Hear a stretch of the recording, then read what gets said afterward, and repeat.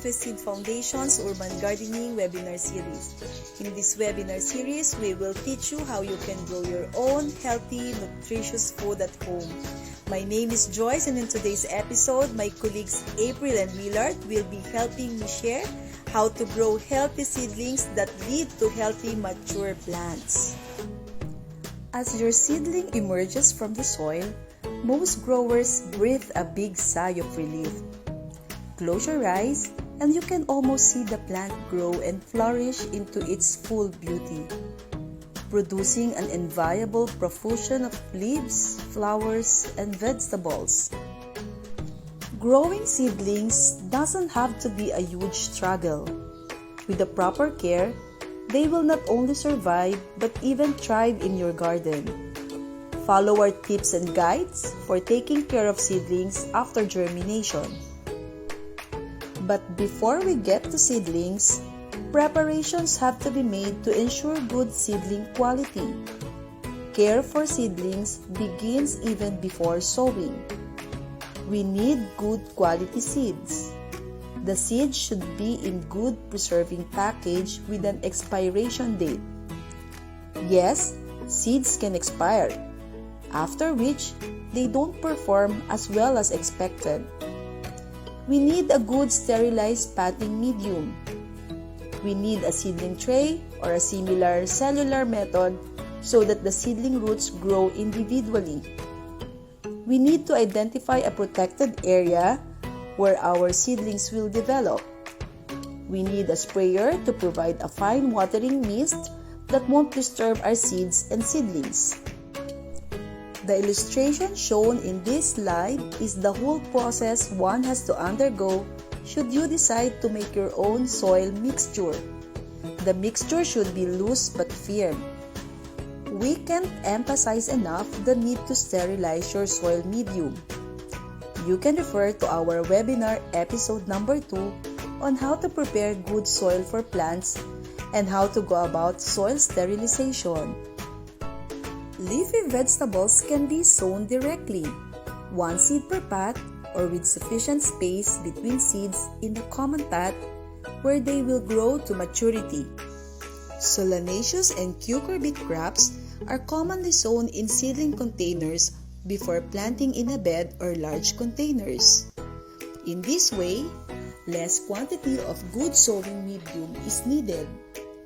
Additionally, the seedling roots grow individually and separately from their neighboring plants. At the right number of days after sowing, we are able to gently pull up the whole seedling and transplant immediately. This lessens transplant stress and ensures good continuing growth. In this photo are two kinds of seedling trays, one with 100 holes, the other with 128 holes. Use the smaller holes for smaller seeds, generally solanaceous. Larger holes for larger seeds, generally cucurbits. You can reuse seedling trays. Best to wash thoroughly and sanitize with a solution of 1 part bleach to 9 parts water. You can also sow on egg trays, eggshells, or using banana leaves. What is important is that the seedling grow individually and may be transplanted without disturbing the roots. A nursery is a place or an establishment for raising or handling of young vegetable seedlings until they are ready for more permanent planting.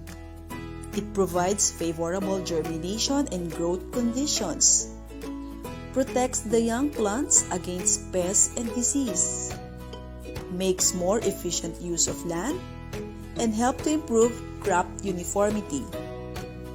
Healthy seedlings grown in a well-managed nursery will decide the yield we will reap in the future. A very important step is to select the site for your nursery.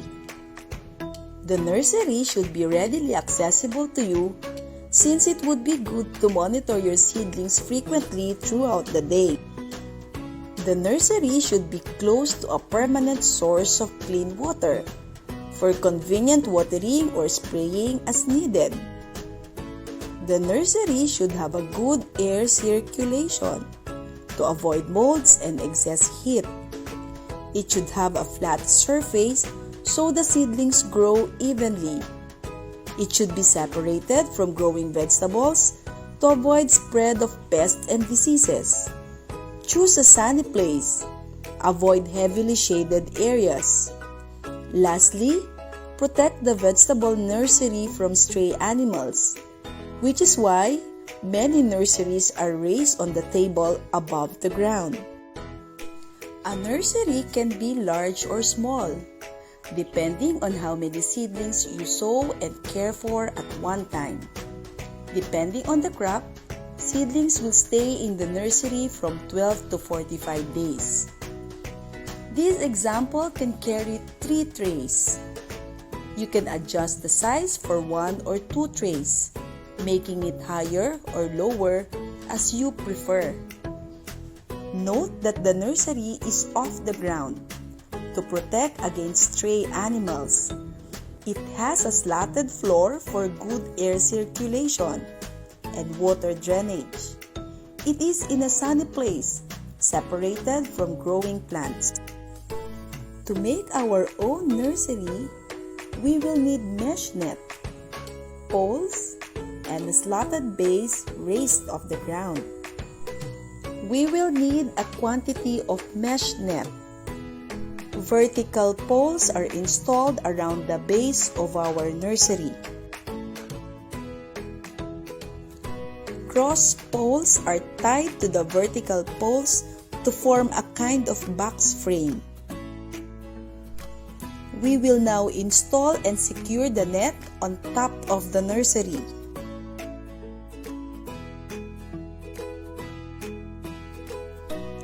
We can now add the net walls with an opening in the front, and our nursery is done. We can now place our seedlings within the nursery and keep them safe. But what if it rains hard? We can simply add some plastic or sack material to the roof of our nursery to further protect the seedlings. When the rain is done, the sack cover can be removed so our seedlings will gain sunlight once more.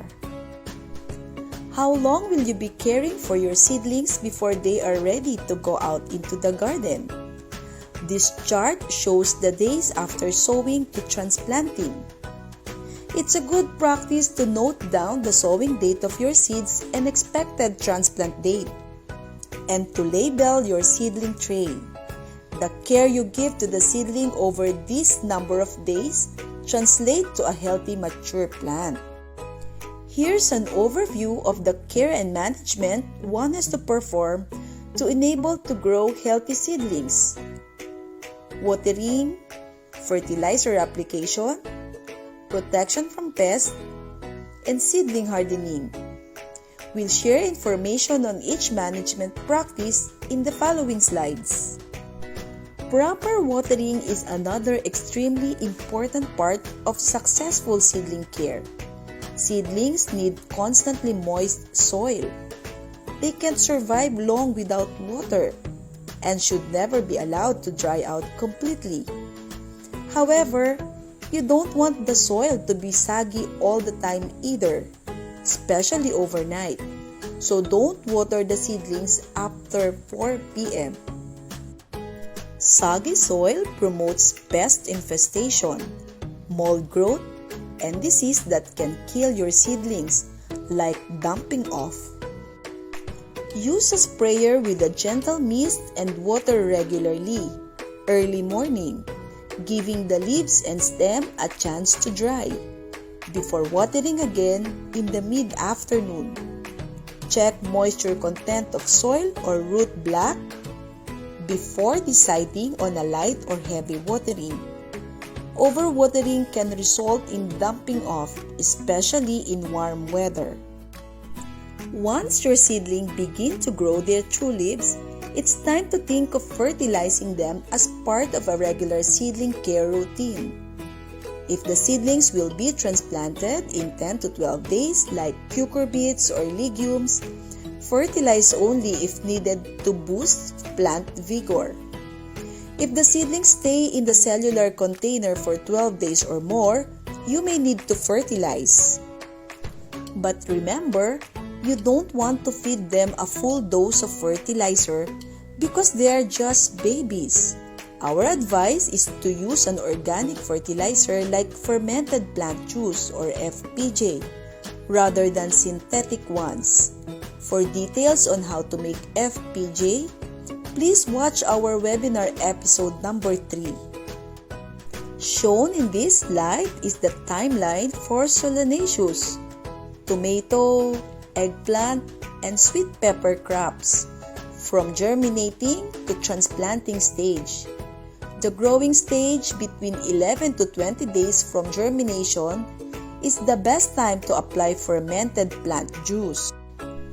In this slide is the timeline for cucurbits, bitter gourd, watermelon, kalabasa, upo, patola, cucumber, and masmelon crops, from germinating to transplanting stage.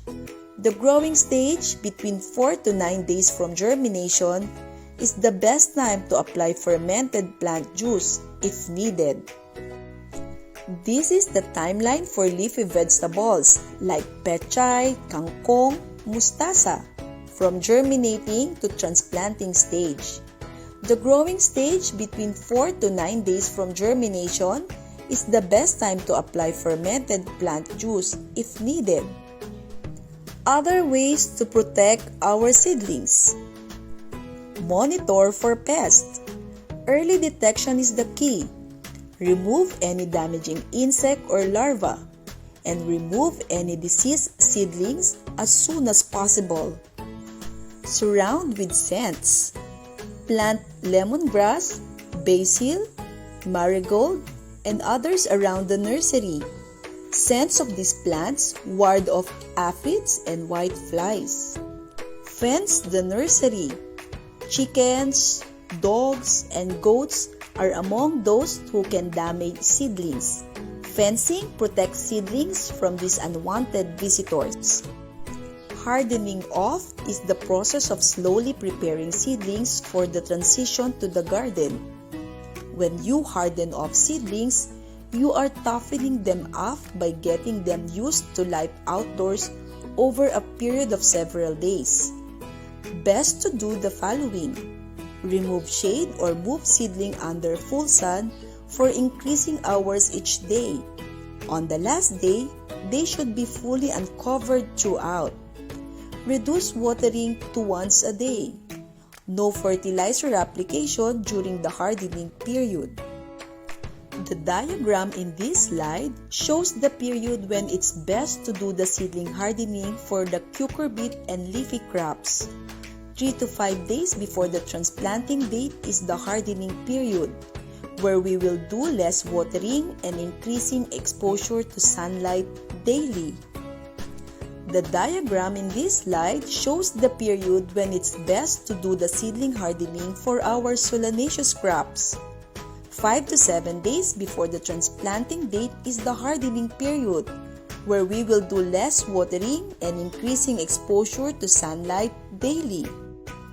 Probably the biggest frustration for gardeners is when their seedlings tip over at the base and die without warning. This is called dumping off and is caused by bacterial seedling blight. Dumping off is the most common cause of seedlings dying after sprouting.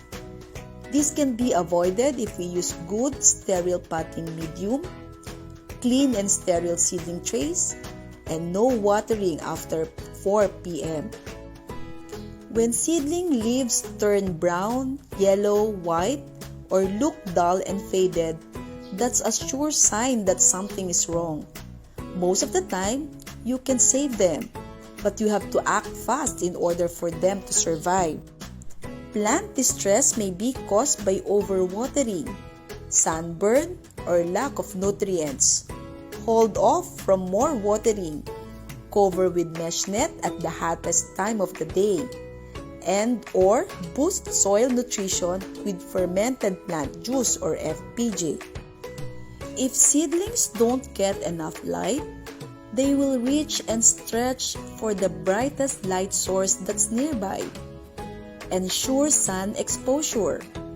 Morning sun is best, and a mesh net can protect the seedlings from extreme heat, particularly at the beginning. Overcrowding can also cause seedlings to stretch towards the light, but this will not happen if you are using seedling trays. If your seedlings have grown so tall that they are falling over, then it's probably too late to save them. Sometimes, seedlings can grow very, very slowly, or they seem to stop growing altogether. Keep in mind that some types of seedlings grow much faster than others do, and that is perfectly normal. Fast-growing seedlings can get true leaves within a week after germination, while others won't grow them for several weeks. So if it's just that your seedlings are not growing true leaves yet, give it more time. However, there are a few problems that can slow or stunt growth. Again, not enough light, not enough nutrients, and not enough water can slow seedling growth. Droopy seedlings and curling leaves are both indications that something is definitely wrong and should be fixed quickly. Underwatering, spider mites, or fertilizer burn are the three main culprits, all of which can quickly kill seedlings. Learning how much water your seedling needs will come with experience. As soon as you notice the leaves are sagging or curling, take a closer look. Spider mites are too small to be seen. But if you see webbing on the leaves or between the leaf joints, this could be spider mites. There may also be other tiny bugs on the leaves. Use biopesticide to help get rid of spider mites and bugs. Avoid chemical fertilizers, particularly at the seedling stage. Fermented plant juice is a safe way to fertilize seedlings. After following all the tips and techniques we've talked about, you will end up with quality seedlings. These seedlings should display a healthy, vigorous shoot, a thick stem, and a good rooting system. You're now ready to transplant the seedlings into their permanent home. I think we can all agree, to plant a garden is to believe in tomorrow. A better tomorrow for all of us. Thank you for joining us in this webinar series, and we hope that you learned a lot. For more guides in growing vegetable, you may visit growhow.eastwestseed.com. To learn more about Eastwestseed's vegetable varieties, please download CropWiki EWS app on Google Play or Apple App Store. You can now order high-quality vegetable seed online from the comfort of your home. Visit East West Seed official Lazada store today. Bye for now!